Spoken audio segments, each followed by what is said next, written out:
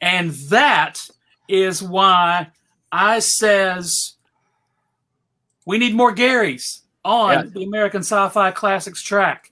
And so we have one. Ladies and gentlemen, welcome to tonight's quarantine panel for New Year's Eve. Woo! We are only a few hours away from getting rid of 2020.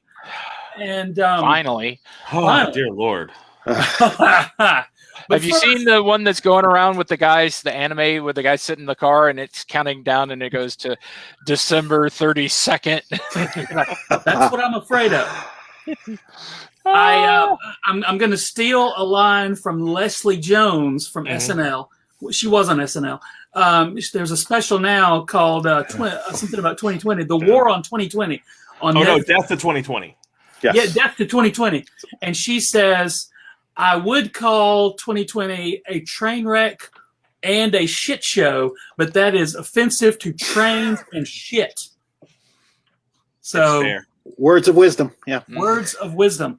So, anywho, guys, welcome. Right now, what we're going to do is a very special fun thing where we are going to determine between my unindicted co-conspirator, Mr. Gary Mitchell, and our longtime friend who, what we're going to say to you is we've been trying to have him on the classic track, quarantine panels, but really we're just like, Anyway. It's about how it usually goes, yeah. But Gary Lindros finally is here in live action. And you were on several of our panels in live action, just like Shaun Rosado and Dr. Doom, whom you'll meet shortly. But what we're going to do now is a contest to determine who is the ultimate Gary. And the winner of this 5 trivia question contest will be referred to as the ultimate Gary between now and DragonCon 2021. Oh, wow. The unfortunate thing is the non-winner has to be called in all podcast or quarantine type panel, video panel appearances, has to be referred to as the other Gary. I will accept that. Yes. From now until the next DragonCon. Not that title, but that Gary will get called that. Yeah. It'll be super confusing to everyone, but them's the breaks. So, Gary, you won the coin toss. Gary Mitchell won the coin toss, didn't you? Yes. So you are deferring to Lindros, or I am deferring to let him go first. Okay, so Mr. Mitchell, please remove your headphones so you cannot hear the questions. And now, Gary Lindros, are you ready? Now, Bring it on. I would like to say it is possible if neither Gary knows the answer to a question once both Garys have heard the questions, it's possible that Shaun or Dr. Doom could be the ultimate Gary. Doom is the ultimate everything. Haha. Question number 1 for you, Mr. Lindros. Yes, sir. William Marshall, a native of Gary, Indiana, played a vampire in the 70s and a king in the 80s. Name one of these characters. King Arthur? Incorrect. Okay. In the Star Trek episode where no man has gone before, yes, Gary Mitchell asked Captain Kirk to pray for what? Pray for forgiveness? Okay, question 3. SpongeBob SquarePants' pet snail, Gary, was once voiced by a person who was in a famous fight in the movie They Live. Name that actor. Piper? Question number 4. In the song Putting on the Ritz, both Taco and, in another version, Frankenstein's Monster, describe actor Gary Cooper by what adjective? $1 Million Trooper? Okay, question 5. What famous Gary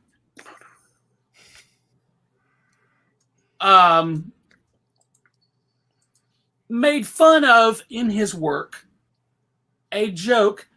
In a joke, he called Jane Goodall a tramp. Shanley? However, I'll allow you to finish the rest of the questions. He called Jane Goodall a tramp. It was a joke.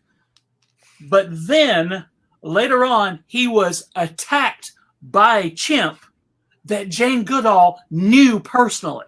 This is a true story.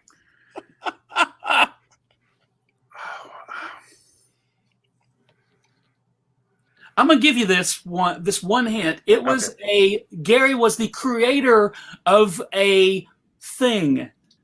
He was the artist and writer of a thing, and that is where the Jane Goodall joke appeared. Larson? Yes. Gary?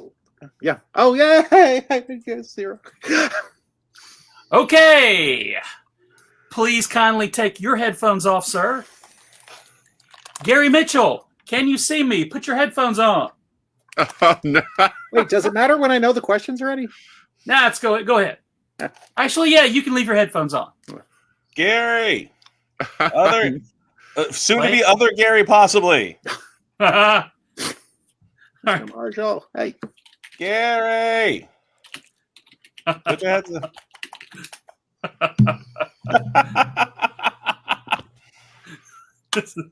We didn't think that part out. We didn't think that part out of how is he going to know to put his headset back on. We'll Are you done already? Yeah. Yeah, I breezed right through it, so good luck keeping up with me. So Yeah. Okay. So They were astute. 5 questions, all based on they're Gary-related questions in pop culture. All right. And here is question number 1. Shouldn't he be having his headphones off? He's already answered. He's already answered, so it doesn't matter. What? It's still cheating. Okay, headphones are off. Gary Mitchell. We will never see him again. God, the competition is getting fierce. All right. Okay. Question number 1. William Marshall, an actor and a native of Gary, Indiana, played a vampire in the 70s and a king in the 80s. Name one of these characters. It was a king. And a vampire? Vampire in the 70s, a king in the 80s. Name one of those characters. William Marshall.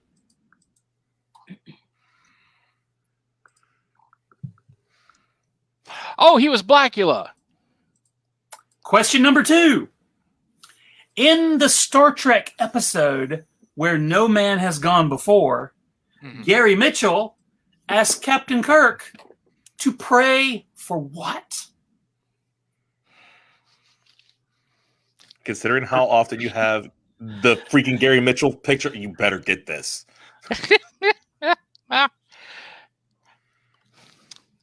Pray to me. No, it is with deep shame, I must say. I think it's pray for death. Question number 3. SpongeBob SquarePants' pet snail Gary was once voiced by a person who was in a famous fight scene in the movie They Live. Name the guy in the fight scene. Oh, it's got to be Keith David. Okay, question number 4.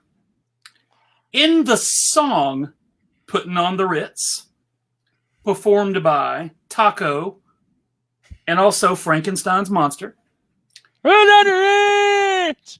describe actor, that song, those two singers, they describe actor Gary Cooper by what adjective? Super duper. Question 5. What famous Gary called Jane Goodall as a joke? Jokingly, he said this. what famous Gary jokingly called Jane Goodall a tramp. And then later, this Gary was attacked by a chimpanzee that Jane Goodall knew. That would be the preeminent author and artist and icon of 80s comic strip humor.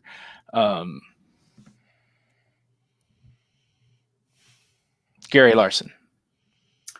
Okay, I knew it. And when you said, the second you said, Jane Goodall, I was like, oh yeah, that's Gary Larson. And then when it got to the question, my brain went, wait, what? It was right there. And when I was looking for the questions, I didn't know that story until today, and it is amazing. But let me tell Lindros to put his headphones back on.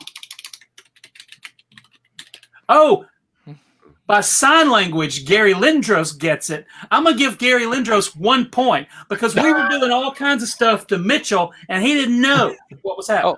I was busy playing with my my Optimus Prime. Okay, so Lindros, you're muted, buddy. Here are the answers to the ultimate Gary questions.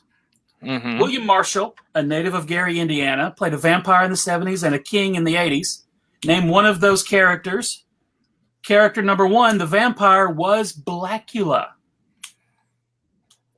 Character number 2, in the 80s, he played on Pee-wee's Playhouse, the king of cartoons. Oh, yeah. That was the same guy? Wow. Oh, jeez. I didn't know. Oh. I only have fun trivia on... Doom is not pleased in the corner. He's like, weak. In the Star Trek episode where No Man Has Gone Before, Gary Mitchell asked Captain Kirk to pray that he die easily. Ah, okay. SpongeBob SquarePants' pet snail Gary once was voiced by one of the actors in the fight scene in They Live. That was Keith David. That's There were good. only two. It was Rowdy Roddy or Keith David, and it was Keith David. In the song Putting on the Ritz, Taco and or Frankenstein's Monster, they describe actor Gary Cooper by what adjective? Now, you both got this one because Gary Mitchell said super duper, and Lindros said another line from the same song, so I'll give it to you. Now, finally, what famous Gary was once attacked by a chimpanzee after he called Jane Goodall a tramp? That was indeed Gary Larson from The Far Side. And the Jane Goodall Institute actually sells tote bags with that cartoon on it. No way. Yes. And the thing I read, so Larson did it and then felt bad. Mm-hmm. So then it turns out Goodall was out of the country and didn't read the newspaper every day. And there was kind of a furor, but then they contacted her and she thought it was funny. And she contacted Larson and said, hey, it's cool, man. And then whatever length of time later, he goes to a zoo and is attacked for chimpanzee assassins. Yes. Yeah. But yeah, that's the thing. She puts him at ease. No, it's cool. She lulled him into a false sense of security. She put a primate head on him. I got you. But Goodall knew the chimp and said and had called that chimp a bully. Oh. She knew the chimp, called him a bully, and then it beat up Gary Larson. Like she just signed over to the chimp. Okay, he's going to be there tomorrow. She just went over to there and just signed, take him out. You know, plausible. And the chimp's like, I got you. I got you. Waving a banana. I got you. She's just holding up a photo and just signing how to take him out. You know, it's either that or it's like the whole bit from the West Wing. No, the President Bartlett's a kind, forgiving man. He doesn't hold grudges. That's what he has me for. Sure. So let's see. Mitchell got 1, 2, 3, and 4. And Lindros got, let's see, 1, 2, and then I'm giving you the extra point because you knew to put your headphones on. So the final score is 4-3. All I do is win. Gary Mitchell, Ultimate Gary, Mr. Lindros. You are now the other Gary, but just until DragonCon. You know, And then only we shall 9 do months this from now. again. But who knows which year Dragon Con will happen again. Yeah. Mm. And, you know, I mean, and we, at this point, we could have a rematch next month. Oh, if that's you true. guys are up for Yeah. it. Yeah. So, but for right now, and guys, welcome. If you were wondering, are we going to do a time travel movies panel? Yes, we are. And you got Megatron too, Ultimate Gary Mitchell? Yes, Okay. I do. With an Energon cube. So Nice. great. Ladies and gentlemen, welcome to our New Year's Eve panel. We are so excited to be bidding farewell to the trash fire that was the year 2020. It's true. And hello to a hopeful new thing called 2021. With me tonight are some guys you know, some guys you're meeting for the first time. First of all, my unindicted co-conspirator, Mr. Gary Mitchell. Welcome, sir. The ultimate Dang Gary it, Mitchell? we just finished doing that, and already I'm forgetting the bit. Ultimate Gary Mitchell. Welcome, Yes. sir. Yeah, for the last 3 years, I have said I'm staying up on New Year's Eve to watch the year die and make sure it goes away. I think it's time to choose a course correction and just, no, peacefully. Please go. Have a nice Please time. go. And 2 internets away from me, you've been, this guy's been on several of our live action panels, but we've never gotten him on a quarantine panel yet. Other Gary, Mr. Gary Lindros. Welcome, sir. Hey guys, how's it going tonight? I regret my loss, but watch your back. Anyway, thanks for having me. Yeah, I'm always look forward to talking with you guys and gleaning occasionally wisdom as well, which is surprising to me too. So thanks for having me here. And 1, 2, 3 internets away from me, direct from Latveria. Ladies and gentlemen, Victor Von Doom. How are you, sir? Greetings. 2021 will be the year of doom. I am a fan of time travel. I remember when I sent that moron Richards, that lout Grimm, and the insipid Johnny Storm to the past to steal Blackbeard's gold. So yes, this will be a good topic to discuss tonight. I apologize for laughing. Lord Doom. He never has an unkind word to say about Sue, though. He's always polite to Sue. So kind. He's Susan is quite a fetching creature. he's a dictator and a gentleman. There you go. Always lays out a feast for his enemies. Nice And, sense of interior design, yes, yeah. One internet south of me. Welcome back to the quarantine panels. You've been on a zillion live action panels. Shaun Rosado, how are you, sir? I'm doing good. I snuck into this panel. I actually I forgot that you guys were pre-recording this as far as like starting everything up. So I thought that I was going to bust into the broadcast in progress. So that's why I named it to Shaun Snuck In. But that's okay because I'm glad I'm here for the whole thing. But yeah, thanks for having me, guys. Glad to be here. At some Always point, a pleasure, of course. sir. At some point, of course, we're pre-taping this, but pretend it's live because. Well, no, as I far meant as just you guys start. know. I thought you guys had already started recording. Like, you know, I thought that you guys were already live, and I was busting in, and I didn't realize I'd gotten here before you started going live. So Here's what we're doing tonight. Tonight we're talking about Escape from 2020, our favorite time travel movies. So I thought we would just go around the horn, and we're going to throw out names and talk about time travel things. So, Mr. Mitchell, do you have one to start us off? It's hard to pick, and like I said when we were throwing this around, I want to avoid Back to the Future because we've talked about Back to the Future We've sort of done Back to the Future a lot. We kind of have to put it in its own box. We've done even panels on just Back to the Future. So setting aside the DeLorean and Doc Brown, it's still hard to pick.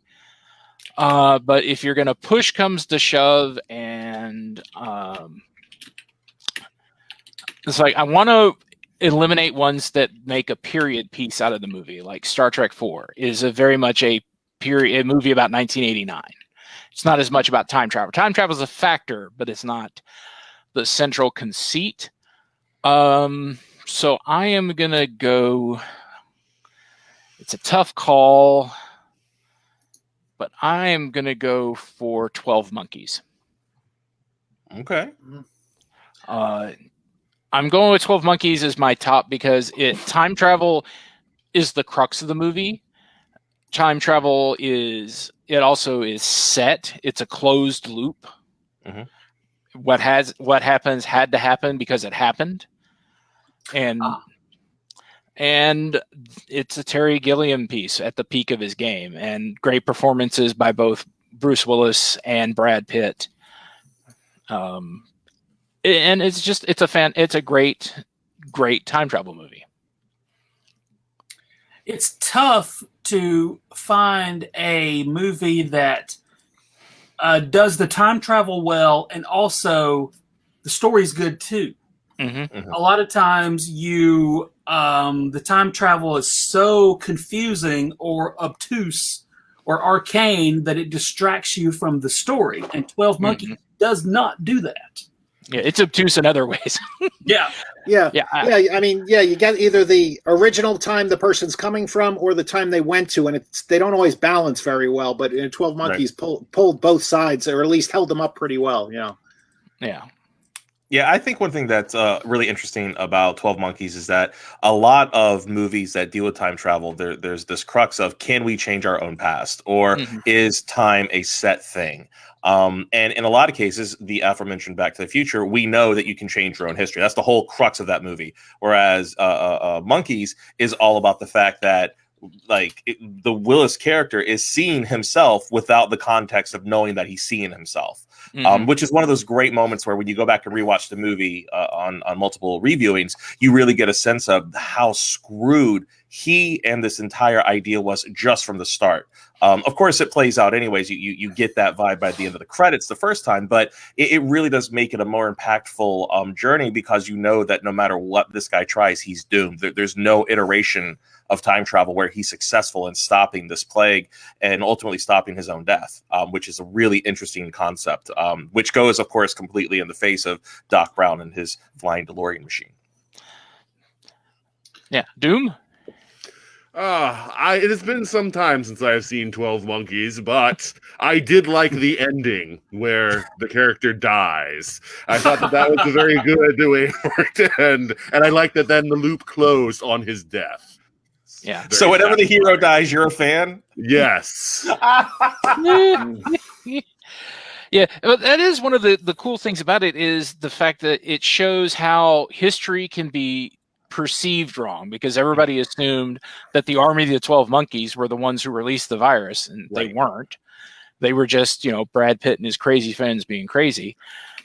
And the fact that it's no, we're not trying to change the past. The past is set. But if we can get patient zero, we can save the future. Mm-hmm. Which is what, I take away from the ending of the whole, I'm in insurance, as the lady says. Mm-hmm. So, Mr. Other Gary Lindros, time travel. Oh, well, I thought we were going to go for bad movies, and No, it doesn't matter. Oh, yeah, go with a bad movie. Oh, good. Okay, good. Well, I'm going to choose then Millennium. Oh. Yes. We got to see Chris Christopherson not sing throughout the whole movie, which was almost a surprise for me.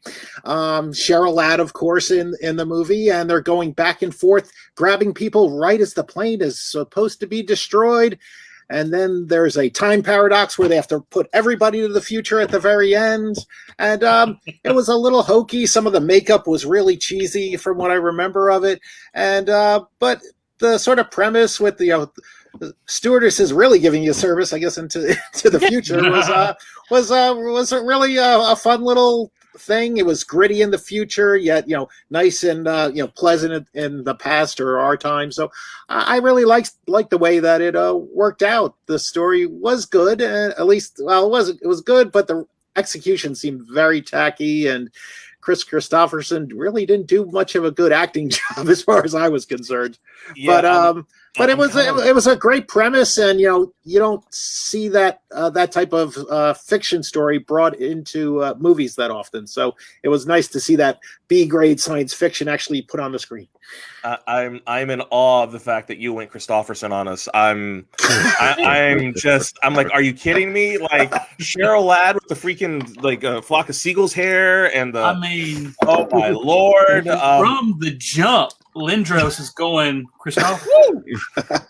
I mean, seriously, like it's all downhill from here, folks. Like, there's nothing else that we can do.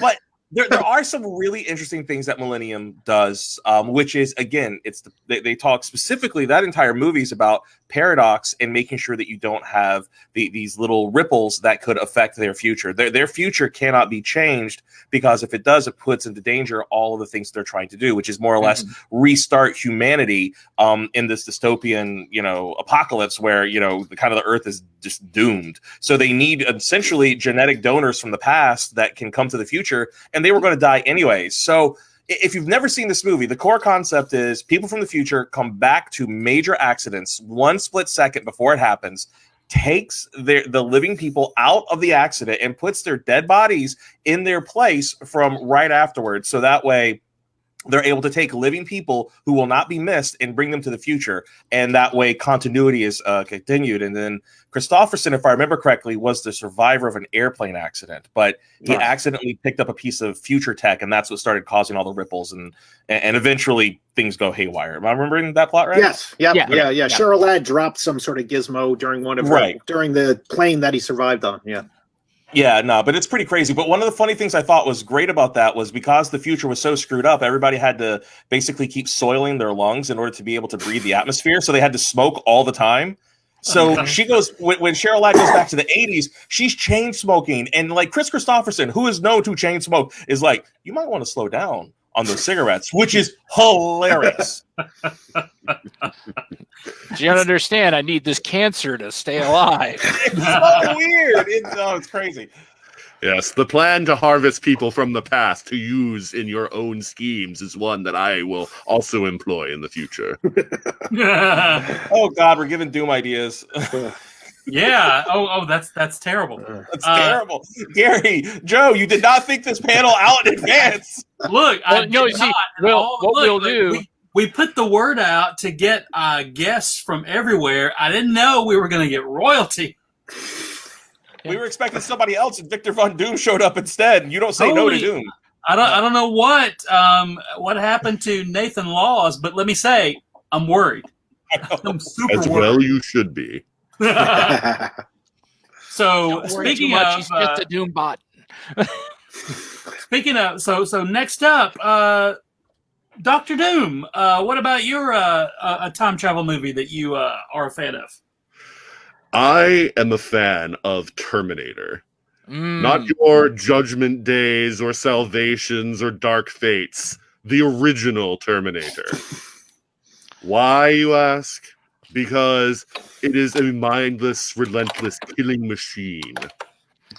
I love those. May I ask a question, Your Lordship? Yes. Where do you sit on Rise of the Machines, where the bad guys win and they nuke Earth? I am also a fan of Rise of the Machines. I do indeed like that ending very much. But, consistency, I appreciate that. But it would be hard to rule over a nuclear wasteland, so I prefer the original Terminator. There is something satisfying when you get to the end and you discover that, again, it's a closed-loop time travel story. And so many Hollywood movies get the time travel aspect wrong, and it is so nice to have something where at the end it all works together, it closes, and you see that all of it has happened the way it always had to happen at the end. Yes. Yeah. And I really wish they had not clipped the bit where we find out that the final fight where it gets machine pressed was Cyberdyne Industries. I mean, they fixed that in the sequel, but it would have been nice for that to have been in the original. There was a pan originally across the sign in front of the building which said Cyberdyne. It would have been nice if that had been in there. Oh man. Thank you, Lord Doom. Next up, Sean. Okay, so before I make my suggestion, I'm assuming we need to stay within our time period. We can't go anything closer than 20 years, correct? No. 10 years. Within 10 years, fair enough. Here's the thing. This is an online panel. They're not watching. Go for it. Fair enough. Okay, that's also fair. Because I've been wrestling because I have so many time travel movies. It's one of my favorite sci-fi genres. But I am sticking with our original classics rule for the first one.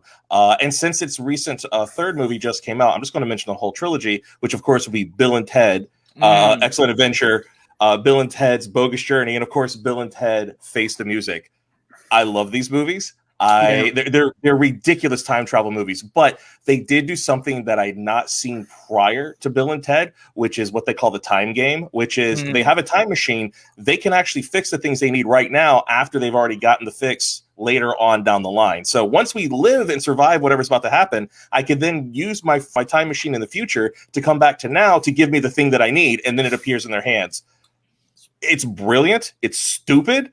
And it absolutely works, and I love it so much. It was introduced in the first one, and it gets progressively more crazy. And if you've seen Face the Music, they introduced Kid Cudi, who is a rapper musician, a real one, who basically they have given him the omniscient power of understanding all temporal mechanics, and he can explain how Bill and Ted can be in all places and all times at the exact same moment through a quantum causality loop. And it is amazing.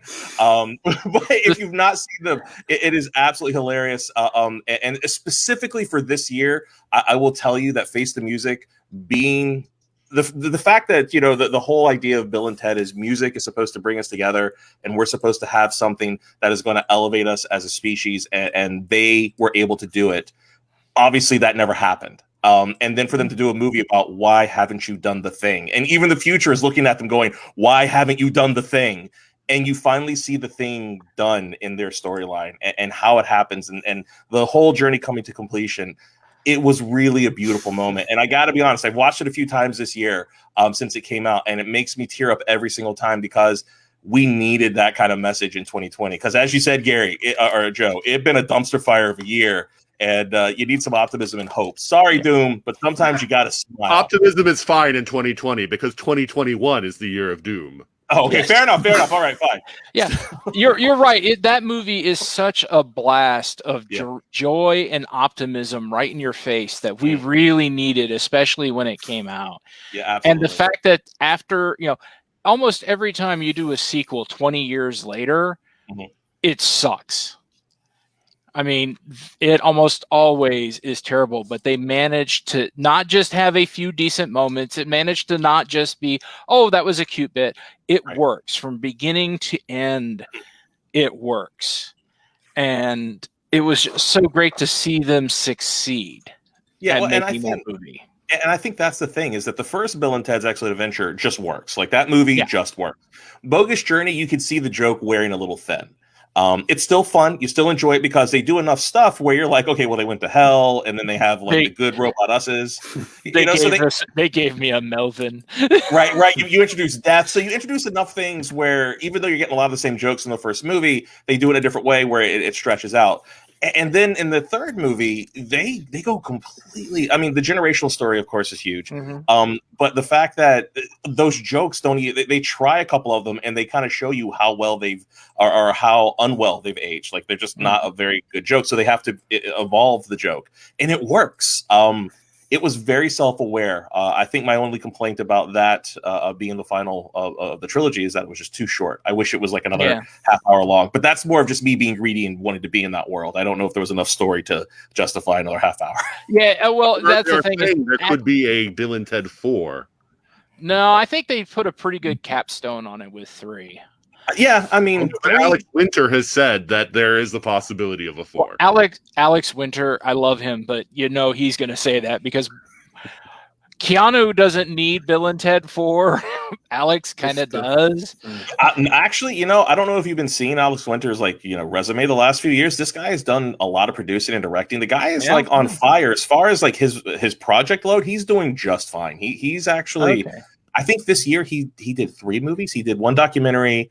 He produced another one, and then he did Bill and Ted 3. He's on fire right now as far as projects off the ground. So if he's saying that it could happen, but then again, to be fair, he's been saying Bill and Ted 3 could happen for like the last 10, 15 years. So See, he's that been the is biggest exactly cheerleader.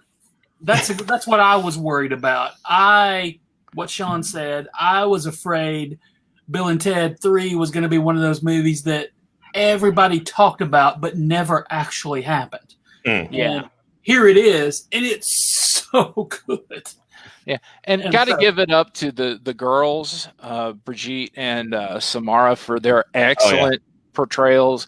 I mean, they managed to be Bill and Ted without being a just straight copy of Bill and Ted. They put their own twist on it. Mm-hmm. And I love that San Dimas time is still a thing. That's my favorite time travel addition that Bill and Ted add to the time travel Mailu.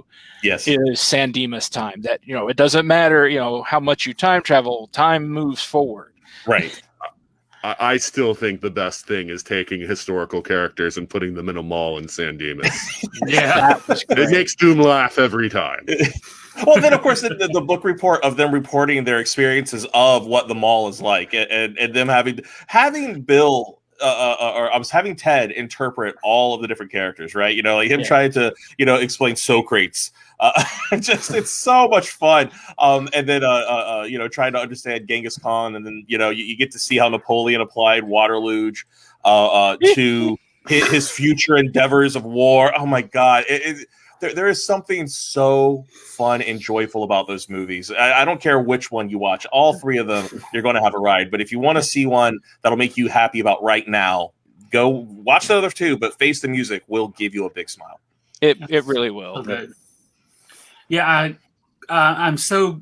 once again, classic American Sci-Fi Classics Track leads the way, because we did Bill and Ted panels like a couple of years ago. And now here's this awesome flick. And so it's because of us. So on behalf of everyone on the Sci-Fi Classics Track, you're welcome. Yeah, keep that fire burning. Not too bright. Yeah. But I guess it's for my turn. My first turn. I was going to say Bill and Ted, but my second movie was I knew somebody would get it before me, but I wanted to mention Looper. Oh, nice. Yeah. It was one of the first movies after Third Rock from the Sun for the kid with three names, whose name I can't think of. Thank you, Joseph Gordon-Levitt. I'm here for you. And everyone thought, oh, he's just the sitcom guy. But this movie is action personified. And it is such a time travel movie. It didn't have to be. It could have coasted on the Bruce Willis stuff. Bruce Willis being Bruce Willis. Mm-hmm. But the fact that the time travel made sense, and it, again, Lord Doom, it closed the loop at the end. But, oh my gosh, it was terrific flick. And out of nowhere, no one said, I can't wait to see Looper when it comes out. Yeah, I love the bit with where they're having the conversation with himself, and he's like, "Look, we could lay out lines with straws all day. Let's just move past." Right. Because that's looking directly at the audience and saying, "Look, just come for the ride." Yeah. But one of the most terrifying things I've ever seen in movies is the sequence where they kidnap the guy from his past and start cutting off his fingers and putting the scars on him and seeing like, oh God, the evil you could do to someone with time travel. Yeah. Yeah, that was the thing about Looper that I thought was really inventive, was that since time travel was illegal in this world and everybody who was doing it were going to be the most morally corrupt, devious, or flexible of the characters who would have it, they would come up with the most morally repugnant things that you could do to somebody if they got out of line. So if somebody broke their own loop, all you have to do is go find an earlier version of them and then just put them in a hurt locker. And that person would just slowly become more or less a torso. They would, it's nasty. I mean, well, if I remember correctly, it started with the fingers, and then they took off his nose and his tongue. Yeah, and they carved the address he had to go to in his arm and told him how Right. long he had. Oh man, it's gnarly. And I mean, by the time he gets there, he's basically just a torso with a couple of like, flailing appendages. It's really gnarly. And of course, he's now screwed up the timeline, so he doesn't even have the ability to exist that way. Because essentially, if I remember correctly, they killed the future version of him. Yep. And then the past version, they just keep him on life support for the next like 30 years until they send him back or something, right? To close that loop. Mhm. So messed up. So next up, Mr. Mitchell. All right. So for my second choice, it's a tough pick because I also will always mix these movies' titles up because they're very similar.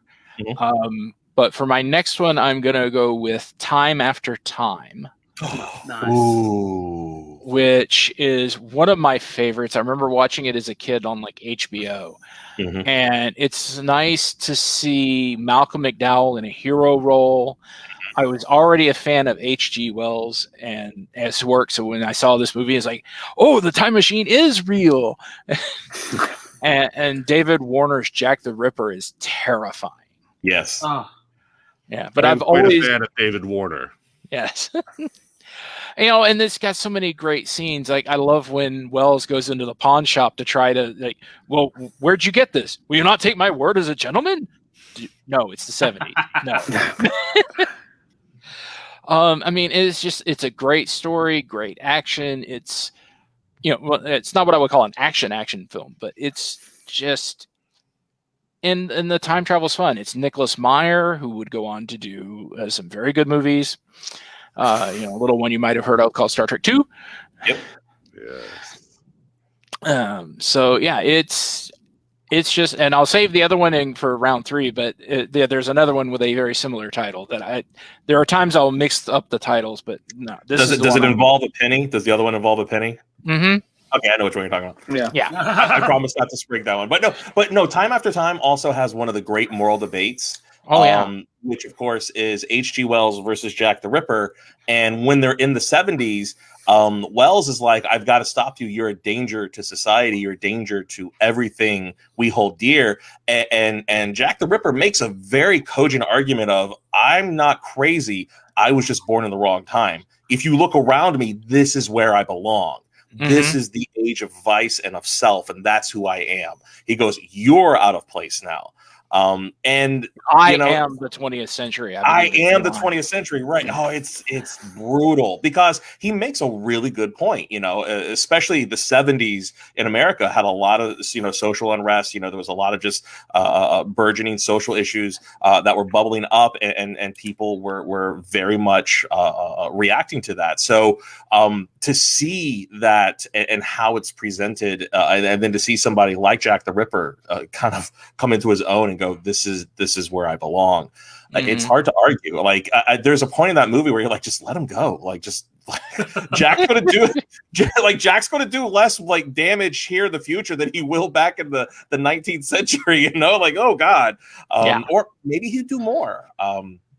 But one thing I also want to point out is a lot of people forget that there's a third and crucial character in this movie that always gets overlooked because you're dealing with, again, David Robbins and David Warner and Malcolm McDowell, Mary Steenburgen. Oh, she's vital. Oh my Lord, she's so awesome in this movie. I mean, this is like one of her first roles too, right? I don't remember. Yeah. I don't know if it's an introducing early in her career. It's super early, and she crushes in this film. And it's funny because when I think of time travel, like heroines, because of this, and also the Back to the Future Part 3, like I always kind of think of her. Like she's one of the few time travel ladies outside of like Linda Hamilton in the Terminator franchise. I'm like, she's got a resume of time travel, and I'm like, yeah. I dig the hell out of her in this movie too. She's freaking fantastic. And she's not remotely the kind of character she plays later on, where she plays somebody super proper or timid. She's very much a self-possessed woman in this movie, and I love her. Yeah. Ethereal laughter makes her. Oh, I was just going to say I like. Oh, sorry. Go ahead. I like how they solved the issue also with seeing the future newspaper article and the fact that she's supposed to die. So again, it doesn't cheat like some time travel movies do. There is death. It's just the perception is different. Right. Yeah. Once again, a victory of print journalism. And the Ethereal Laughter actually has a comment if you want to throw that up there, Joe. The one from 1011. Let's see. Yeah. Huh. Why can I not do that? Okay. Are you blaming your cat? Okay. I'm just going to read it. David Warner, 3 time travel movies. A Christmas Carol involves time travel. And he also played Bob Cratchit in the 1984 Christmas Carol with George C. Scott. And he was the Archmage also in... he had the Phoenix Gate in the Gargoyles cartoon. Yep. Basically, David Warner's all over time travel. There's one that was not mentioned, but we'll get to that. There was a Time After Time TV series a couple of years ago. It was a few. It was quickly canceled, of course. But it stretched the movie out over the course of an entire season. Right. And it added a whole bunch of extra stuff and was still pretty good, even though it didn't have your Malcolm McDowells and your David Warners in it. It was top notch. Yeah, the movie's one of Go ahead. Anyone who liked that show, they pulled it before it had finished running its episodes. But if you ever want to see the episodes they didn't air, I don't know if it's still there, but they did move it to CW Seed. Had all 13 episodes at one point, so you can finish watching it there. Oh, good. Or go to doomtv.com. Yes, I'm sure they're showing it still in Latveria. Well, that movie's one of those ones where Latveria. No, this movie's one of those ones where on paper it looks nuts, but when they execute it, it comes out so well that I have to applaud the guy who greenlighted it. When I'm sure half the people in the room were looking at him like, "You want to give this thing money?" It really came out well. Yeah. No, I think other Gary nailed it. I think when you really look at exactly what's presented, H.G. Wells versus Jack the Ripper in modern times, you're like, okay, what? I mean, you're talking about a real writer and a real serial killer using a fictional device in the real writer's fiction to come to the present and fight for what exactly? Like it's a very weird idea, but it also makes H.G. Wells into like the time enforcer, right? Like I mean, he's like the first time police officer, and he's got to go and clean up his own mess because he made time travel possible, and he's got to make that. He's got to fix it. But it works. Like even when I say it like that, I want to watch that movie. I can see why somebody would throw money at that concept because it's so wacky. It sounds like it would work. So, other Gary, next on your list. Well, again, I thought this was going to be less than some of the stellar movies that you've been pointing out. So, all time travel is good time travel. Well, you say that until you hear what I have to say next. I am going to go with Trancers. With Jack Death and coming back from the 23rd century via injection to catch the villain who's also possessed his own predecessor, I guess, antecedent. Yeah. And it's a little punk rock with Helen Hunt in it as well. And it's very much a dystopian LA kind of thing. And it was it's cheesy and horrible, and even then, I think that the 80s garb they were wearing was dated already.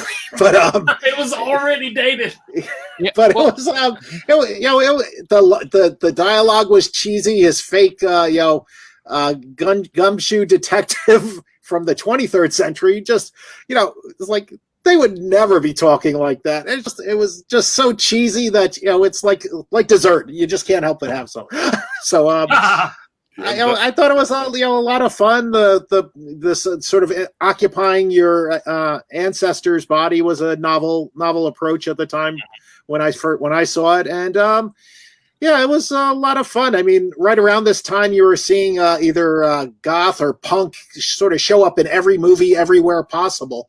It was like, hey, we have this new toy, let's throw it here, and so they threw it in here, and it worked okay, but it's fun, cheesy, and I have to admit, when I flick through the TV and it is actually playing somewhere, I usually stay on it. Yeah. It's one of the wonderful library of direct-to-video from Full Moon Entertainment, who put out so much. I mean, I think the idea from Full Moon Entertainment is if we put out enough stuff, some of it's got to be good. Surely. Yeah, I think that this was possibly an inspiration for Quantum Leap, though, because of the idea of going back into the past to occupy the body of somebody else. So it probably had some importance beyond the movie itself. And I think One would hope, yeah. No, I was thinking one thing that's actually really interesting about this series is, it is around Jack Death, which, by the way, I hate it when people make puns out of their first characters' names. Like, oh my God, really? No, it's DETH. Yeah, but that's what I'm saying. It's a pun. I'm like, oh my God, stop it. But the interesting part is he has to go after Whistler, which is the main bad guy of the Transfer series. And Whistler has this weird Professor X kind of power where he can basically control people's minds and he can kind of turn them into like zombies, which is where they come out with the name Transfers. He can basically come up to you, put the whammy on you, and then you walk around, and if he ever wants to trigger you, boom, you turn into like this, a transfer. You have to watch the movie. It's very weird. But so I think it's an interesting idea that it's not just a time travel movie in the fact that it's just two people traveling into the past. It's also this weird psychic power that comes back with him, which makes no sense in the context of the way they travel back in time, because essentially they're sending their consciousness through the genetic time stream, I guess, is what they're doing. And you're showing up in your own antecedent, right? So your own great grandfather or something. Mm-hmm. So how that psychic power moves with you, experiences I can almost get, but the psychic power would seem to be the manufacturer of whatever that person's brain is like. How does that transfer back through the again, this genetic link is unclear. But again, I wish they had a Looper moment where Jack Death just explained to Helen Hunt, look, I could sit here and draw you a map, but I'm not going to do it. Yeah. Right? Like, just move on from it. But they didn't do it, so you never get the ability to just wave it off like Looper allows you to, which is just like, I'm not going to explain the math to you. Let's just move on. They wanted to it seems like they wanted to cross the Terminator with Blade Runner? No, there was and it just fell out of my head, and I just had I have trapdoor brain tonight. Scanners. They wanted to cross it with scanners, and it's just this is, like I said, this is Full Moon Entertainment. As Ethereal Laughter puts it, Full Moon was in a race to the bottom with Canon Films. Yeah. But Charles Band, the guy behind Full Moon, was like, if you could pitch him an idea and it was cheap, he'd run with it. It's true. And you know what? To tee up on that, he did also do another time travel movie, which is as bad, if not worse, which is Eliminators. Yes. I don't know if I remember. It's Eliminators. Okay. Oh, no. So, no, I hope I didn't. Did I? Okay, I was about to say, oh, man, because Charles Band, he loved sci-fi. He was just really bad at executing it. Mm-hmm. If he would have just stepped back and like consolidated like 4 or 5 of these really bad sci-fi movies, I guarantee you he could have made a fantastic singular sci-fi movie that would have made him serious bank. But I guess we're happy he didn't. I'm not sure if we're yay or nay on Charles Band not being more successful with his sci-fi ventures. As a fan of Puppet Master and Dr. Mordred, I'm kind of pro Charles Band. Fair enough. The last, I think it's the last one. They may have made 10 since the last I heard. I mean, but the last Transfers movie was written by Peter David. Oh. Yes. And the first time I saw him in person was at DragonCon, and he told the story of making that movie, and he was on the set, and he played a guy who got killed in the movie, and he made the movie sound, I think it was Transfers 4 or Transfers. Yeah, I think they've only done 4. I think you're right. He made it sound a lot better than it was when I finally watched it. But the whole Transfers series, you could come back and do 10 more of those. I mean, today. Yeah. But next Please don't. Next up, let's head back to Latveria with Lord Doom. So we already talked about David Warner, and there's another time travel movie with David Warner that is quite good, and that would be Time Bandits. Oh, yes. Time Bandits is a very good story about this kid that gets stuck in this. He gets in with some. Bandits? Traveling little people. Can't describe it. That then they're going throughout all of time, and so they get locked into various adventures. You have people like Sean Connery in the movie. It's really an all-star cast. It's quite enjoyable, especially when you're young. As a young monarch, I used to watch it on the TV and enjoyed it quite a bit. And yes, David Warner plays evil, a role that I am quite interested in now. But yes, he's very good in it, and everyone should watch it. I saw this movie when I was 12 in the theater in Clanton, Alabama, and at the end of it, I think it was the first movie where I went, "What?" when it was over. Yes, the movie does not make much sense at all, but it's very enjoyable to watch. Yeah, I love John Cleese's Robin Hood. Yes. That was when I thought, I'm gonna watch that guy in everything, and so far I have. Time Bandits is the singular thing that sticks with you because it's not really Monty Python, which if you discovered Monty Python prior to Time Bandits, you're like, okay, this isn't quite Monty Python. But if, like me, you found Monty Python after, you go, oh, about Time Bandits. It was a good primer, yes. But this idea that like there are these like portals, if you know where to find them, that take you to other times everywhere. That's a really good. It's a really good conceit. It's something that you don't see in a lot of time travel. That there's like this sort of interconnectedness to time that you can travel through. Neil Gaiman. I was going to say Neil Gaiman used that idea later on in a lot of his writings. He calls them the soft places. And you can move through various dimensions and times and whatnot through the soft places of the world. I think I'm probably one of the few people who is not really big on Terry Gilliam. I am not a fan of Time Bandits. I like the vignettes in Time Bandits, but as a movie, I'm like, this is kind of crap. I also look at other movies that are time travel, such as David Lynch's Lost Highway. Interesting vignettes of movies. As a film itself, it's kind of hot garbage.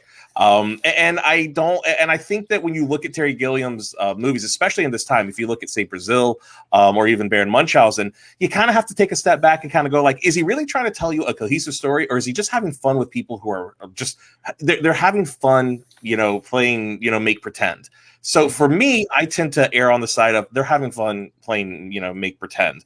And if you take that in mind, it's a fun romp. But as like a time travel story, I kind of look at it, kind of go like, ugh. And I'm one of those cats where when people ask me or we talk about Terry Gilliam, I kind of give them the side eye, like I should just shut up because I know this is like, this is like stepping on hallowed ground and then declaring a war between another and a mortal, right? You just don't do it. But I'm going to do it. I think he's overrated. I'm sorry. I think that some of these films are a little overrated. Not all of his movies are overrated, but I think this is a whole other panel because it is. Because if you look at what he was doing when it came out versus what was going on around him, I think that's why he gets the ratings he does, because nobody was making anything like Brazil when Brazil came out. And again, like I said, there's a lot of stuff in Brazil I love. But again, as a movie, I get to the end of it, I'm kind of going like, what the hell did I just watch? Yeah, but there's a lot of stuff in it I like. And I have to agree with you there because Gilliam doesn't care so much about it making sense. Right. He's definitely more into the visuals and the mood. So in that way, I find he's a lot like Japanese filmmakers, especially Japanese horror, where we're not explaining it; we're just trying to scare you. Right. But again, this is like a whole other panel. Right. And again, I'm not trying to get on a let's bash on Terry Gilliam. I'm just saying. But as far as like a time travel movie, I look at it and I kind of go like, okay, kind of like, I kind of squint at it. Like I feel like there's like another whole half of that movie I've never seen, and I need it to understand the freaking movie. Because for me, for you time need the map. Exactly, you need the map. I need those freaking dwarves to come back and show me where the hell I'm going. And our buddy Sherman says that many of the little people in Time Bandits went on to play Ewoks. So thumbs up there. So, Yeah. Shaun, next Yup, up. Yup, yup. Okay, so the next one that I'm going to pick is actually something I doubt many people have seen. It's an independent film. It was filmed around 1999 and was released right at the end of the that particular decade, right at the beginning of 2000. It stars Vincent D'Onofrio and Marissa Tomei, and it's called Happy Ooh. Accidents. Okay. Now, for those of you who do not know this movie, it's actually a very simple premise. Woman goes to her psychiatrist on the eve of her breaking up with her boyfriend because she thinks he's a psycho. She had come home and he had basically is covered in blood. He's got a black eye. He looks like he's gotten into some serious trouble, and he claims that he may have killed somebody in order to save her. So she starts to tell this story about how she meets this man and how he claims to be a time traveler from the year way off into the future. And so she lays out the whole story of their relationship and how his fantasy of time travel continues to impede on their life. And the crux of the story is he has come back in time because of a happy accident. And that is not quite explained until the very end of the movie. But this happy accident has to deal with her and potentially saving her life, which the psychiatrist says, this man is, subconsciously threatening your life. You need to be careful. He could kill you to fulfill this fantasy. And the whole movie is, okay, is this man truly psychotic and is this woman in trouble? Or is he legitimately from the future? And if so, can he change the past?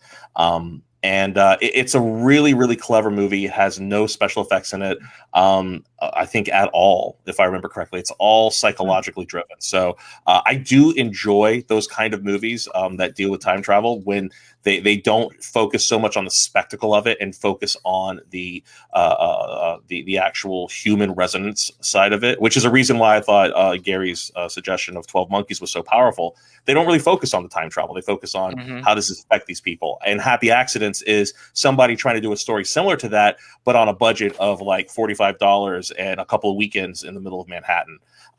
Like I said, it's very low budget, but it works. And it's all about the performances. Have any of you guys ever seen this movie, or am I way? I have not. I haven't seen this one, but I want to track it down now. You should. We'll put a usually link like to D'Onofrio. the movie in the show notes. That's yeah, awesome. definitely. Yeah, it's a pretty good one. But for one, let me give one that people may know a little bit better, which is, amazingly enough, similar concept, but made far more recently, which is called Safety Not Guaranteed. Has anybody seen this one? I've heard of this. I've heard of it. I haven't seen it. I've heard of it. Okay, so this one, same kind of concept. Aubrey Plaza plays a junior reporter at a newspaper, and basically her boss says, "Hey, I found this really weird news article about a person who claims that they can travel in time, and they need somebody to help them. They must provide their own weapons, but safety is not guaranteed. And this person has claimed to have traveled in time once before." So the idea is we want to go interview this guy and find out, is he a complete psychopath or does he really believe that he can travel in time? And it's one of those, okay, is this actually happening or is it just something completely in his head? And again, you don't want to give away anything, but again, it's much more about the relationships involved. But this movie actually has some special effects near the end of it. You actually get to see the quote unquote time machine, which is a pretty cool design. Actually, it's on a boat of all things. It's one of the few times, the closest I've ever seen it represented anywhere else would be the original H.G. Wells time machine. You know how it was kind of like that sled. I love that sled. Yeah, and it has that kind of deal. So there's some really, really, really cool stuff there if you want to see that. But that again, like I said, Happy Accidents, or if you want to get a slightly more modern version of that story, Safety Not Guaranteed. Well, let's do this. Let's do one more round. I mean, it's our quarantine panel. We can stay as long as we want. But what I wanted to mention was maybe the name scared you away, but it's a good flick. It's a good time travel flick. And it's also very funny. Hot Tub Time Machine. Yes. One or two. One. Yeah, just one. Just one. Yeah. But two. Ooh. It's but one Two is the movie you're afraid one is. Yes. Nice. But one I saw in the theater, and I think I was by myself because my wife did not want to go. So I went one afternoon, and that's it. It was just me. and there's so many funny actors in it. It's an 80s flick made today, where they don't try to explain it. They go back into time, into the 80s, thanks to a hot tub time machine and a drink called Chernobyl. Yes, I forgot about that. And Craig Robinson, who you've seen in The Office since then, and on Brooklyn 999, just 99. He is amazing in this. There are breaks in the movie where he sings modern, at the time modern, current pop songs and says, I'm going to give this to you early because you've been good. And then he sings Black Eyed Peas, which is 20 years earlier than you got it. And his performances are great. John Cusack is in this movie, who has not done a comedy at the time, and really since 10 years or longer. And I think the last time he did a comedy was with Catherine Zeta-Jones, right? When they did American Sweethearts. Yeah. It's been a hot minute since he had done a comedy. And in this movie, in one scene, and I think it may be the scene where Craig Robinson is singing Black Eyed Peas, he wears the jacket from Better Off Dead. Yes. And at some point in this movie, the kid comes looking for his $2, and that's mwah. And William Zabka, who now we know as the awesome guy from Cobra Kai now, he's in it. Yep. And playing an 80s villain. But the movie, like Back to the Future, in a way, you can change the past. Yes. And there's a great scene where Craig Robinson calls his wife, but in this time period where they are, she's 7. Right. He calls her yelling and accusing her of cheating on him, but she's 7. It's amazing. So funny. And then her dad picks up the phone and he's talking to him like this guy knows who he's been for like the last X many years. Like, get off the phone. I'm talking to my wife, and don't you pick up the receiver again. It's so fucking funny. Top notch. The performances, and then over the credits, or I think maybe at the very end of the movie, it's the changes they've made in the timeline. Yes. But one of them stays behind. It's just good comedy. And that's actually one of the best things about that movie is that somebody actually does not want to go back to the future. They stay in the time period and relive those decades. Yeah. And I thought that was a really interesting, because that's what everybody always fantasizes about. Man, if I could only go back 20 years and relive the last 20 years, I'd do it all different. And so you finally see what happens if somebody was given that opportunity, and it's hilarious. Yeah.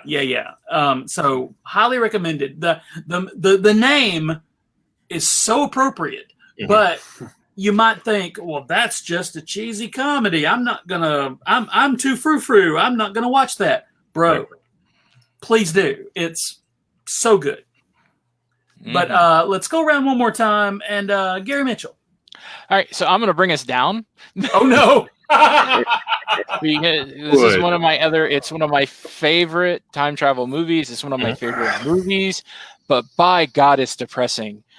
Somewhere in Time, with Chris Reeve, Jane Seymour, Christopher Plummer. The basic gist is Christopher Reeve goes to see this play, and this old lady comes up to him and gives him a watch and says, "Please come back to me." And he's like, "What the hell is this?" And then he sees a picture of her as a young lady, and he manages to will himself to go back in time to like the 20s or to see her. Right. And falls in love, and Christopher Plummer's trying to keep them apart because he's her manager. She's an actor. He wants her. It's a beautiful love story. It's incredibly filmed. It has fantastic music and has an ending that'll just rip your soul out. It does. It was not the feel-good hit of that year, yes. No, it was not. But it's a really well-told love story, though. I mean, Jane Seymour and Christopher Reeve, like, just they sell that chemistry between one another. it's just beautiful to watch them. But you do kind of get the Titanic ending, though, right? I mean, at the very, very end, you do get the Titanic ending. Yeah, They try to give you a little bit of and then they were happily ever after. But right. Boy, it's not. And I love the Reeve Plummer friction between the two characters, and do you love her? It was a little hokey, but at the same time, you could really feel the actors pouring it on from both sides, and it really sort of swept you up. And oh geez, I want him. No, he's right. No, it's it really sucks you in, and you almost forget it's a time travel piece for a good portion of it. I mean, it's not hard to overlook that part and just appreciate the love story angle of it. Yeah, I mean, seriously, right? Like for sci-fi nerds, you show up for the sci-fi and you stay for the love story. I mean, literally is what happened in this movie. Yeah, and it's this movie and Death Trap are the ones I throw at people to get to see Christopher Reeve as more than Superman. He was an amazing actor. I mean, you see it in Superman. And I'm glad he's finally getting recognition for how well he acts in that movie. Everybody likes to talk about the Clark Kent scene now when he takes the glasses off. The glasses off. Yeah, that's so good. But if you watch this movie, you will go, oh, it's tragic we didn't get more. Yeah. If he did that one, he wasn't typecast so much as Superman. You could have seen a very different career. Yeah. Oh yeah. Absolutely. And I mean, like just if you want to see other Christopher Reeve stuff, I know this is not the Christopher Reeve hour, but Children of the Damned, the remake they did in 1990. He crushes in that movie. No, I mean, Christopher Reeve was one of those actors in that generation that we are blessed to have him as Superman because he's literally the standard in which every other person is being put against. And it's funny because he's like the third or the fourth person to have portrayed that character at that point. But he's the standard, and he still is. There have been plenty of very interesting takes on him on the character since then, but Christopher Reeve crushes it. And watching time after time is amazing. And I defy you not to fall in love with Jane Seymour in this movie. I mean, like she is just absolutely captivating. And the thing that I thought was really great about this is that it also has a very crunchy sci-fi element to it, in the fact that a lot of science says that time is completely perceptual. It's all about how we see it. Time is actually a flat circle. It's not something that goes from point A to point B. And if you could will yourself into understanding that concept, you could actually move around in time. Like that's a current kind of theory going around in scientific circles. This movie 45 years ago just put it right out on Front Street and said he's just going to focus on one spot until he makes it happen. Yeah, he didn't need a time cube, Dr. Doom. Right? Oh, damn. Oh, no. Shots fired. Well, nice knowing you, other Gary. Right. But speaking of, other Gary, hit us with another one. Well, I've been pretty rough on you guys, so I'm going to take it a little easier this one around. Transfers? Oh no, that was fine. No, transfers is great. Anyway, I'm going to go with one where I feel it's a time travel movie. Peggy Sue Got Married. Oh, yeah. It's not hard science. It's someone who travels back in time to correct the mistakes of their lives and ends up pretty much right where they started off because they realized that's the only place they could be. Right.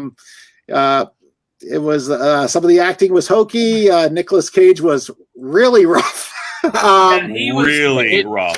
It's early Cage. Yeah, he was just starting down. This was prehistoric Cage. He was just starting down the path. I mean, he had just come off of, I think, Valley Girl and had not yet done Moonstruck. So we were like Jurassic Nicolas Cage at this point. Yeah, Jurassic Nicolas Cage. And Kathleen Turner pulled it off really well. Her sort of sarcasm and her sense that she's above it, and at the same time loved being back in it again. It was a nice juxtaposition to play yourself, not wanting to go through this again, but remembering how much fun it was to do it. It was a feel good movie. In the end, you were sort of understood why she ended up where she ended up. It was a lot of fun. Well, everybody loves to romanticize high school, but at the same time, you realize as an adult, you realize how little of it actually matters. And so to see someone drop back there and go, "Oh yeah, I was having a good time," but none of this really, all the stuff that you think is so important. Going to the dance. It's a good idea to go to the dance, but it's not the end of the world. Yeah. Yeah. My only problem with the movie is I thought the ending copped out. Okay. Yeah. Well. And by the way, we had a question in the chat, was this prior to Racing Arizona or after? It was actually prior to Racing Arizona. So this was an introduction to Cage before we got that beautiful Racing Arizona. One of my favorite movies. Yeah, that was 86, and Racing Arizona came out in 87. So.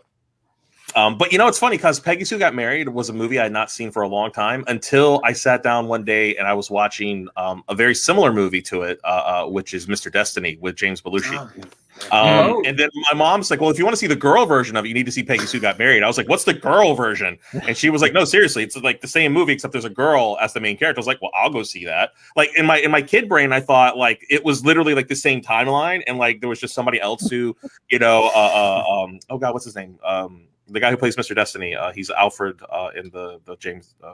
What the hell was his name? Now I'm freaking forgetting that. Michael Caine. Michael Caine. Yeah, I assumed that Michael Caine was going to show up in Peggy Sue Got Married, and as a kid, I was so sad because I was like, "Where's Mr. Destiny?" Like, I didn't understand that it was completely divorced. It was just a similar idea of somebody changing their past and how it affects their present, kind of deal. And but no, I mean that's a fantastic movie. And what's funny? This is like the fourth or fifth time travel movie panel that I've been listening to or been on lately where somebody has mentioned this, and I'm like, did like a really good like Shout Factory Blu-ray get released this past year or something, and everybody was finally able to get like a nice transfer? Because I thought everybody forgot about this movie, and I'm loving that it's getting some serious love these days. So is it just that? No, I paid ticket money for it. I'm so what you're telling me is I just have exceptional taste in listening to people with awesome movies. So yes, that is correct. So Lord Doom. Yes, so this is another movie that maybe not everyone has seen. Are you familiar with Timescape? Yes. Oh, wow. Yeah, so Jeff Bridges is the owner of a hotel in this sort of out of the way place, but it's near a city. And he has these strange visitors taking up the hotel room. And it turns out that they are tourists from the future that come to watch disasters as they occur. Right. They can't change anything. And of course, they don't want to be in the disaster, which is why they're not in the city. But then it gets into the morality of what they're doing, and is it okay to just observe, or if you have the power to be there, shouldn't you change things and make them better and things like that? And with Jeff Bridges, it revolves around the fact that his wife died some time ago, and now his daughter is in danger, and that all gets thrown into the mix. And it's one of those more interesting ones. It's another one about time travel and morality, and also about when there's a closed loop but does it need to be a closed loop. And so there's a lot of those concepts that it plays with, and it's a very small scale, not big action type time travel movie. It's more about the concepts. Yeah, no, the Timescape is I only ever saw it on TV. Was it ever released in theaters? I think so. I'm not sure. I've only seen it on TV also. Yeah, I've only ever seen it on TV, so I'm not really sure. But this is one of those movies where you watch it and you're like, the hell was that? Like, I mean, not in a bad way. You're just like, whoop, because you don't expect Jeff Daniels to be in a crunchy sci-fi film about people coming back to, more or less apocalypse porn, kind of like watch like, these horrible disasters and things. But it is a movie that will definitely get you thinking, which is one of the things I like about time travel movies is that, you can have the Back to the Future, let's have a really high concept idea and just make it all popcorn fun, and it'll work. It'll fire on all cylinders. Or you could sit down and do something really different. And you could do this what-ifism. I think Looper's another perfect example of, let's show just how dark and weird we can make time travel if we actually try to apply it. And I dig that. So yeah, if you like that kind of stuff, Timescape definitely is worth your time. Because it's not that long of a movie. It's like 90 minutes or something, right? Yeah, I think it's 90 minutes. It's a pretty quick film. It's a quick in and out, and it's directed by the same guy who would go on to direct Pitch Black. Yeah, David Twohy. Twohy. However you say it. I think it's Twohy. I think I said it right. I could be completely. Works for me. Yeah, and also has one of the guys who was in the TV show The Time Tunnel. No. Yeah, which I could and will talk about at length. But they all I think wore TV time silver travel tinfoil- things are a different panel. Yeah, Oh, they that's all wore definitely. silver tinfoil suits. It was crazy. But guys, thank you. Oh, wait, I didn't get Rubric. to do mine. Yeah, Joe. Yeah, Sean's got to do his. Oh, Yeah, Sean. right. Yeah. I'm sorry. I was. There's no next panel, is there? No. I feel like maybe My roommate's going to come in here and move this out, and he's going to talk about Fraggle Rock. I don't Yes. want to accuse Lord Doom of doing hypnotism and making me forget about Sean, but It's okay. You know, me and Doom, we go back, so it's all right. oh, okay. All right. Okay. My actually, the last one I wanted to mention was, again, I like finding sci-fi films that are kind of out of the way, that people may not have seen, especially time travel stuff, because creativity goes a long way with me. And this is one, just like we were talking about with In Time, with Safety Not Guaranteed, with hell, even Timescape is pretty. They don't really show the time travel element of it. This movie is called Primer, subtitle "What If It Works."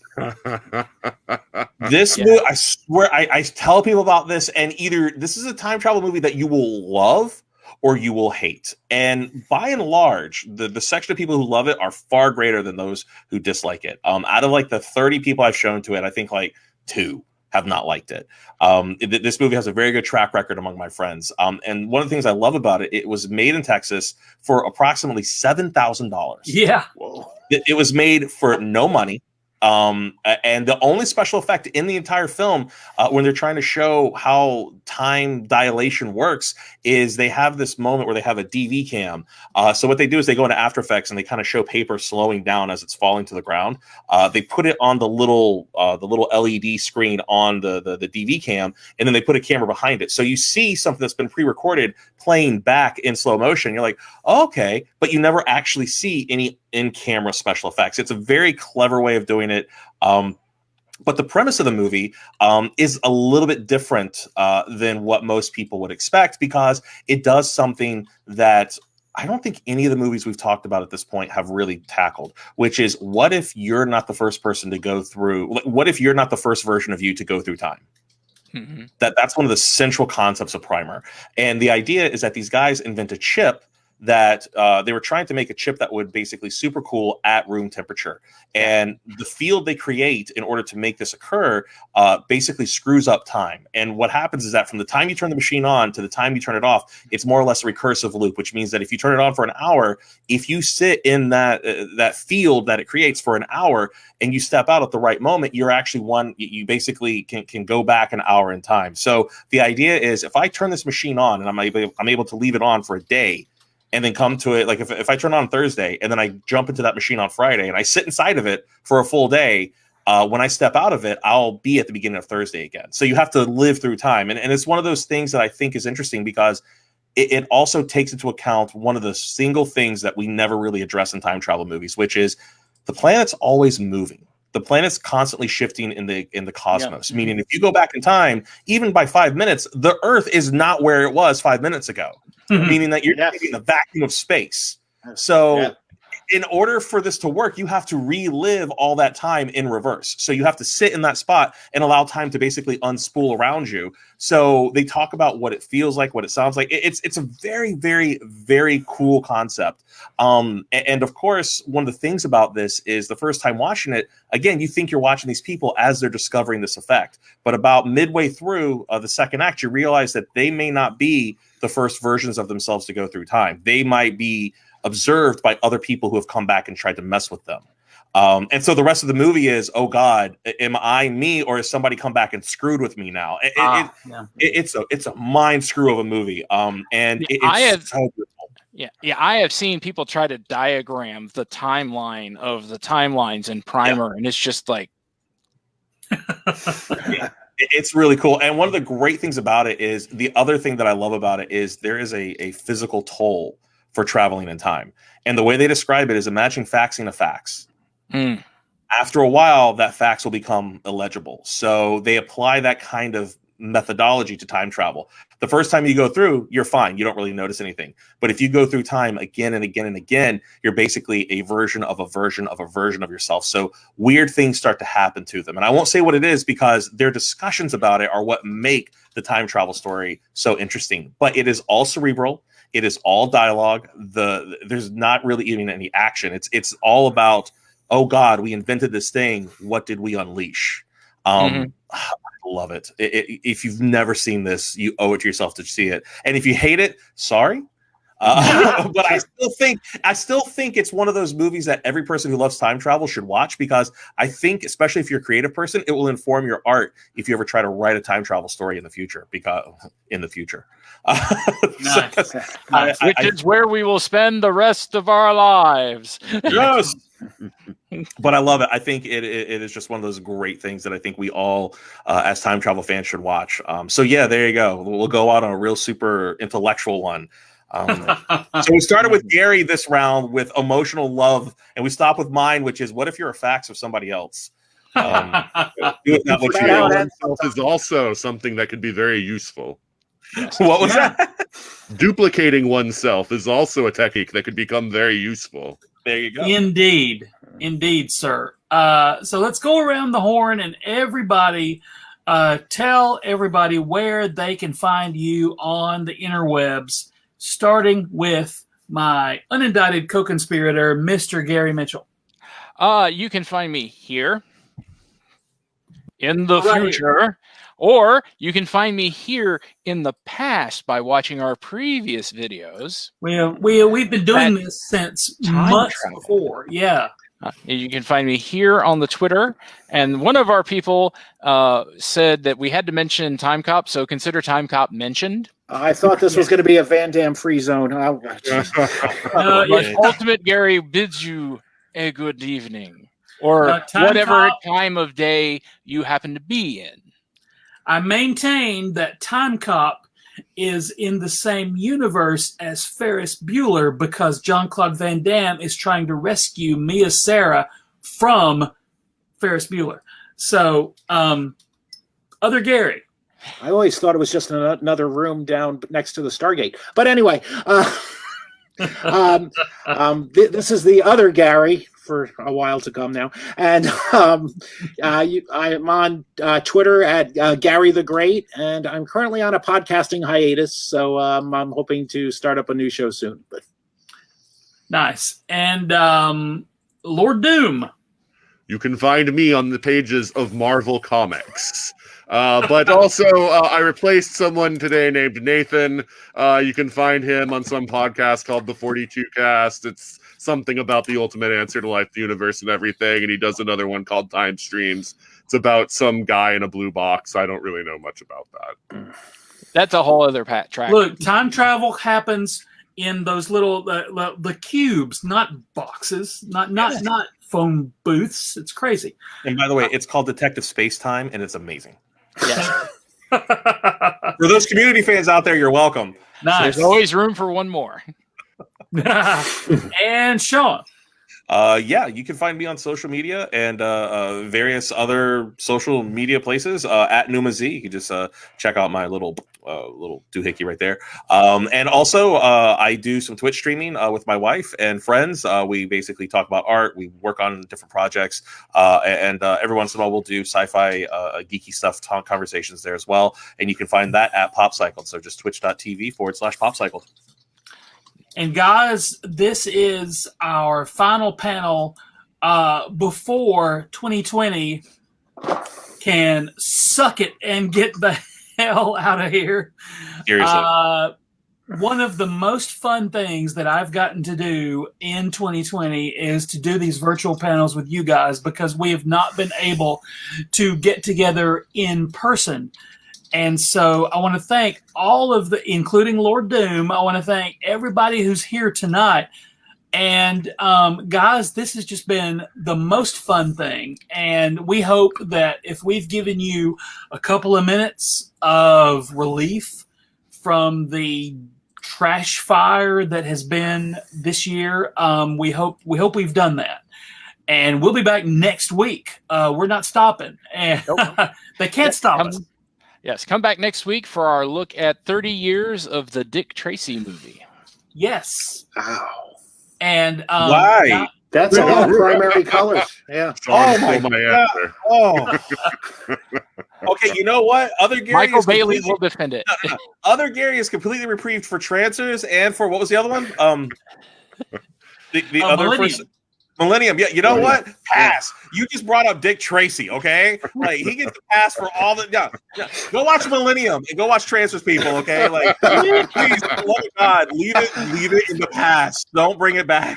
Don't bring back Dick Tracy. No. But Gary, other Gary, Lord Doom, Shaun, I cannot think of anybody that I'd want to spend New Year's Eve with than you guys, and enjoy. It may already be New Year's in Latveria. Thank you, Lord Doom, for gracing us with your presence. Is there anything you want to say to Reed Richards before we log off here tonight?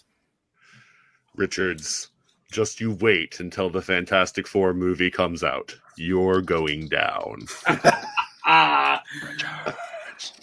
Thank you guys very, very much. Join us in 2021 when Gary Mitchell will say, Well, COVID's gone, but now the lava beavers are kind of becoming a pest. Lava beavers. I must jot that down. nice.